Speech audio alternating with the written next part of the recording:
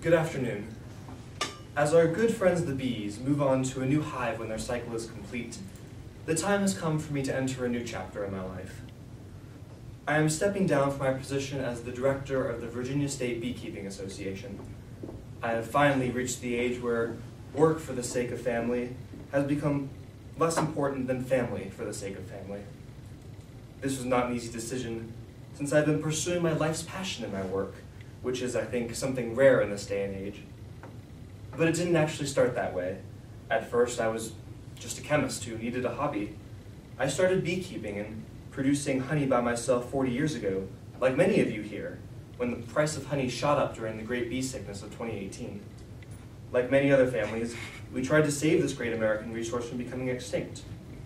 In our grassroots efforts towards beekeeping reform, leading to the Apiary Reform Act of 2023, introduced new health and safety measures that wiped out the sickness within 3 years.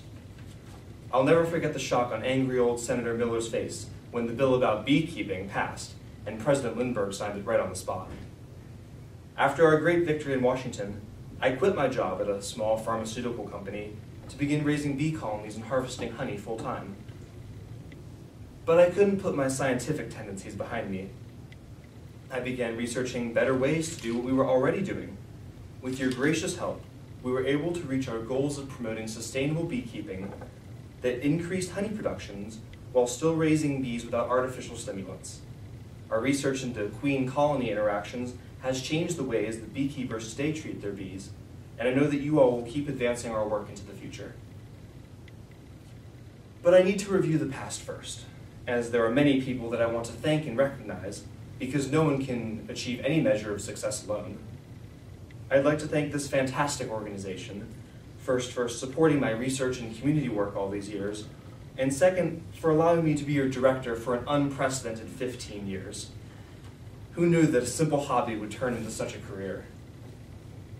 I'd also like to thank my longtime research partner, William Cook, for putting up with all of my crazy ideas, only some of which actually worked.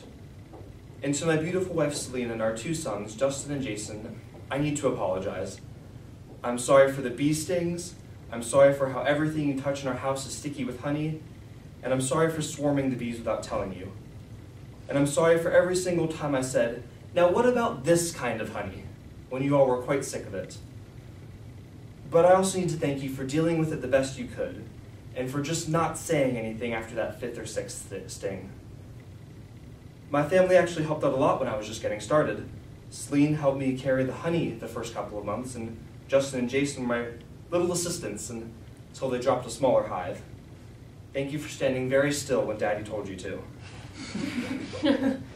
But my family isn't restricted just to these 3 wonderful people.